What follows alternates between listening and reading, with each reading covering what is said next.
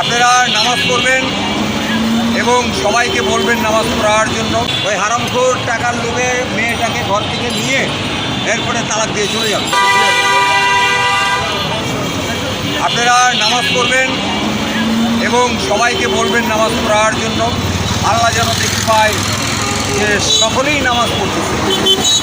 আল্লাহ যদি কাউকে দেখে যে কুফরের কাজ করতেছে, আল্লাহ তখন তাকে জাহান্নামের আগুনে পাঠিয়ে দেবে।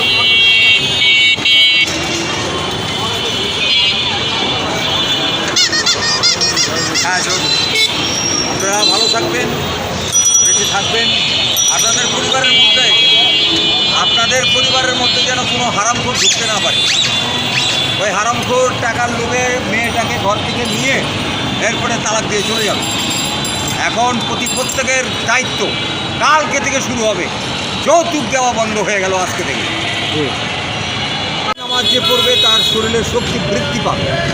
মাগরিবের নামাজ যে পড়বে তার সন্তান তাকে খাওয়া পড়া দিবে। এখন এশার নামাজ যে পড়বে তার নিদ্রা ভালো হবে।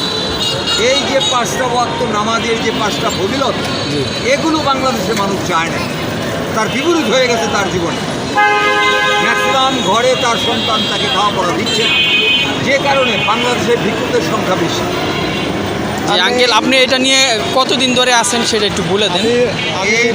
আমি আজ থেকে, দাদা তুমি নেমে যাও দেখতে, এই দোয়াটা আজ থেকে প্রায় মাসিক খানিক। আপনার স্বার্থ কি কাকা? আমার হলো আমার আল্লাহ খুশি হয়। আপনার ইনকাম সোর্স কি? আমার ইনকাম সোর্সের কথা তোমাকে বলবো না, কেন জানো? আল্লাহ আমাকে নিয়ামত দিয়ে রাখছে। সেই নিয়ামতের মাধ্যমে আমি এই আল্লাহর যে দোয়াগুলো পাচ্ছি এগুলো প্রচারের মধ্যে আছি। তোমাদেরও দিয়েছে, তোমরা ফিল্ডে নেমে যাও। যদি ফিল্ডে না নামো তাহলে তোমাদের যে কোন দিক দিয়ে ক্ষতি হবে তোমরা নিজেরাও জানো না। দেখো মিয়ানমারের জনগণ কোনোদিন ভাবতে পারে না যে এমন ভূমিকম্প হবে। কেন হয়েছে?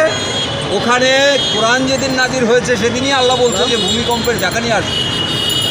শুধু মিয়ানমার না, আল্লাহর জমিনে অনেক জায়গায় ভূমিকম্প হচ্ছে। এর কারণটা কি?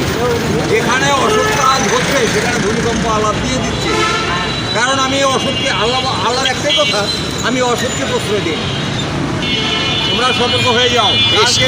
এই সামাজিক কাজে আঙ্কেল, কালকে ফজরে তোমরা নামাজ পড়বা। এই সামাজিক কাজে আপনি কতদিন ধরে আছেন চাচা? প্রায় অরবিন্দচন্দ্র সৎসঙ্গ থেকে প্রায় 5-7 বছর হয়ে গেছে। 7-5 বছর ধরে? হ্যাঁ, 5-7 বছর।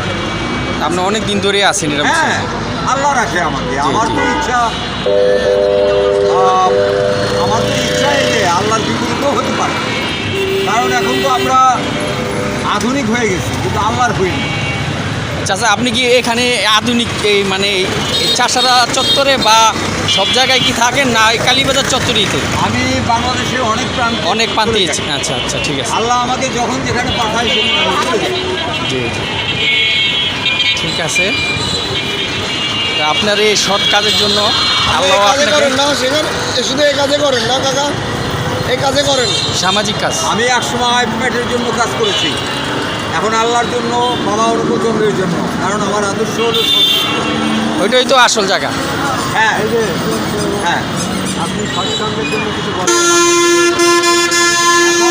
আপনারা ইসলাম ধর্মের লোক, আপনারা ইসলাম ধর্ম ভালোবাসেন। আপনার ভালোর জন্য হয়তো ওই 5টা ফজিলতের দিকে তাকিয়ে দেখেন।